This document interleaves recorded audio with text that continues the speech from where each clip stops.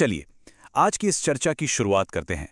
आज हम जिस विषय पर बात करने वाले हैं वो हम में से हर उस इंसान से जुड़ा है जो इस हसल कल्चर यानी लगातार काम की भागदौड़ में कहीं ना कहीं फंसा हुआ है। हम बात करेंगे हसल की असली कीमत के बारे में। ये सिर्फ एक कहानी का विश्लेषण नहीं है, बल्कि ये आज के कॉरपोरेट जगत की एक बहुत ही गहरी और कड़वी सच्चाई है। राघव नाम के एक कैरेक्टर के जरिए हम वर्क लाइफ बैलेंस के उस असली मतलब को समझने की कोशिश करेंगे जिसे हम अक्सर प्रमोशन और डेडलाइंस के बीच भूल जाते हैं। जरा सोचिए, जन्म और मृत्यु, इन दो पलों के बीच का जो समय है वही तो जीवन है ना? लेकिन क्या कभी काम के बीच में रुककर ये ख्याल आता है कि इस जीवन का असली मकसद क्या है? क्या हम सिर्फ कमाने, खाने और एक दिन बस इस दुनिया से चले जाने के लिए हैं?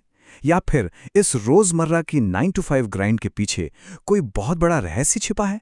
आज जब हमारी सुबह ईमेल चेक करने से होती है और रात लैपटॉप बंद करने पर खत्म होती है, तो ये सवाल और भी बड़ा हो जाता है। तो चलिए इस कहानी के जरिए उस सच की तह तक जाते हैं जो काम और जिंदगी को देखने का हमारा नजरिया पूरी तरह बदल सकता है। तो चलिए कहानी के पहले हिस्से की ओर बढ़ते हैं, शांत शुरुआत यानी इस भागदौड़ से पहले की जिंदगी। अब अगर हम एक टिपिकल प्रोफेशनल की महत्वाकांक्षाओं का ग्राफ देखें तो वो धीरे धीरे ऊपर जाता है और फिर अचानक बर्नआउट की तरफ गिरता है। हमारी स्रोत सामग्री के अनुसार इस कहानी के मुख्य पात्र राघव की शुरुआत एक बहुत ही शांत और ग्राउंडेड माहौल में होती है। एक ऐसा छोटा सा गांव जहां सुबह की शुरुआत किसी अलार्म क्लॉक की चीख से नहीं बल्कि मंदिर की शांत घंटियों से होती थी। ये वो शुरुआती दौर है जब कोई महत्वाकांक्षाओं का भारी बोझ नहीं होता, कोई स्ट्रेस नहीं होता और बस सुकून से जीने का वक्त होता है। इसी सुकून भरे दौर में बचपन में एक दिन राघव ने अपनी दादी से बड़ा ही मासूम सा सवाल पूछा कि भगवान कहाँ रहते हैं और कोई उन्हें देख क्यों नहीं सकता। तब उसकी दादी ने मुस्कुराकर एक बहुत ही गहरी बात कही थी, जब सही समय आएगा तुम खुद समझ जाओगे। सच कहूं तो ये सिर्फ एक आध्यात्मिक जवाब नहीं है, ये उस शुरुआती जिंदगी के धैर्य, उस पेशेंस को दिखाता है जिसे हम आज खो चुके हैं। आज के हमारे कॉर्पोरेट कल्चर में हमें हर चीज का जवाब तुरंत चाहिए होता है, इंस्टेंट प्रमोशन, इंस्टेंट सक्सेस। लेकिन ये हिस्सा हमें याद दिलाता है कि जीवन की कुछ गहरी समझ सिर्फ सही वक्त आने पर ही मिलती है। अब आते हैं कहानी के दूसरे हिस्से पर, शहर की भागदौड़ और इस मशहूर रैट रेस में एंट्री। अब यहां चीजें कितनी तेजी से बदलती हैं ये देखना बड़ा दिलचस्प है। जैसे ही एम्बिशन यानी महत्वाकांक्षा हम पर हावी होती है, पूरा माहौल बदल जाता है। राघव बड़ा हुआ और शहर आ गया, और शहर के साथ ही शुरू हुई इस नई दुनिया की अनगिनत मांगे। वो थका देने वाली जॉब्स, बस पैसों के पीछे भागना और वो कट थ्रोट कॉम्पिटिशन। अब आलम यह था कि राघव के पास बिल्कुल समय नहीं था, न भगवान के लिए और सबसे जरूरी बात, नहीं खुद के लिए। ये वो दौर है जहां बाहरी दबाव हमारी अंदर की शांति को पूरी तरह से कुचल कर रख देता है और बचती है तो बस एक अंधी दौड़। और देखिए, इस अंधी महत्वाकांक्षा की जो कीमत चुकानी पड़ती है ना, वो बहुत भारी होती है। एक तरफ तो राघव ने बहुत कुछ हासिल कर लिया, बढ़िया नौकरी, खूब सारा पैसा और सोसाइटी में एक स्टेटस। लेकिन दूसरी तरफ क्या हुआ? उसने वो सब खो दिया जो असल में मायने रखता था, खुद के लिए वक्त, मन की शांति और बचपन का वो आध्यात्मिक जुड़ाव। धीरे धीरे राघव खुद से ही बिल्कुल कटता चला गया। और सच पूछिए तो क्या ये आज के हर उस प्रोफेशनल की कहानी नहीं है जो अपनी पहचान को सिर्फ अपने जॉब टाइटल से जोड़ लेता है और एक इंसान के तौर पर अपना असली वजूद ही भूल जाता है? बिल्कुल है। यही हमें ले जाता है तीसरे हिस्से की तरफ, सफलता का वो भ्रम जहां सब कुछ पाकर भी अंदर एक अजीब सा खालीपन रहता है। कुछ साल बीते और राघव समाज की नजरों में एक बेहद सफल इंसान बन गया। उसके पास वो सब कुछ था जिसे दुनिया सक्सेस मानती है, लेकिन क्या वो खुश था? बिल्कुल नहीं। उसके दिल में कोई शांति नहीं थी।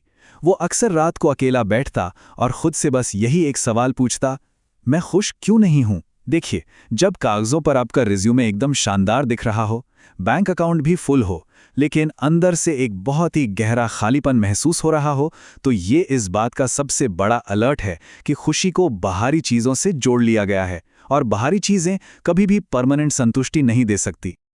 और यहीं से शुरुआत होती है चौथे हिस्से की, वो अंधेरा दौर जिसे हम प्रोफेशनल क्रैश कहते हैं।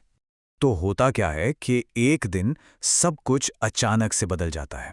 राघव की जिंदगी में वो मोड़ आ गया जिसे आज के प्रोफेशनल्स क्रैश या रॉक बॉटम कहते हैं।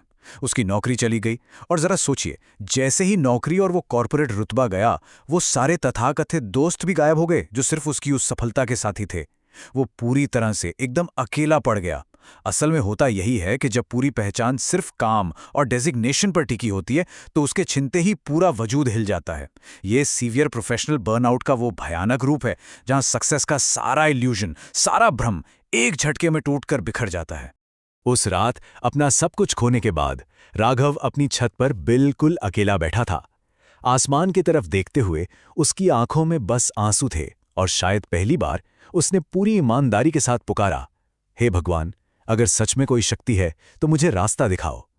इस पूरी कहानी में ये जो ठहराव है, ये जो दर्द है, यही सबसे बड़ा टर्निंग पॉइंट है।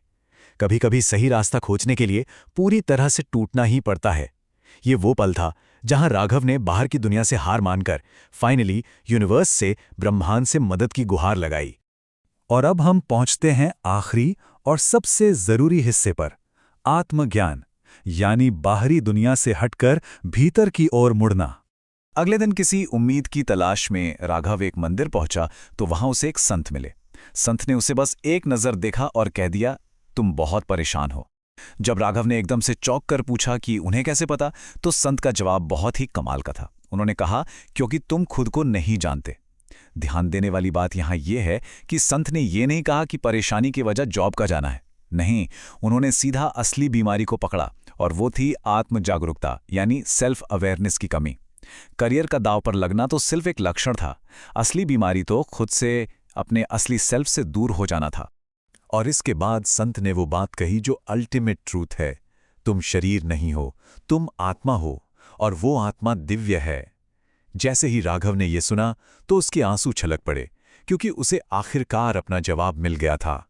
वो इंसान इतने सालों से अपनी पूरी वैल्यू, अपनी अहमियत एक कंपनी में, एक जॉब टाइटल में और अपने बैंक बैलेंस में ढूंढ रहा था, जबकि सच्चाई तो ये है कि उसका असली वजूद तो हमेशा उसके ही अंदर था। एक ऐसा वजूद जिसे कोई बॉस, कोई कंपनी या कोई ले ऑफ कभी छीन ही नहीं सकता। तो इस भाग दौड़ भरी कॉर्पोरेट जिंदगी के लिए हम इस कहानी से क्या सीख सकते हैं? यहां 3 बहुत ही जरूरी बातें हैं। पहली, बाहरी वैलिडेशन या दुनिया की तालियों के पीछे भागने के बजाय अपने भीतर झांकना शुरू करना चाहिए। दूसरी, अपनी असली पहचान को अपने जॉब टाइटल से बिल्कुल अलग करके देखना चाहिए।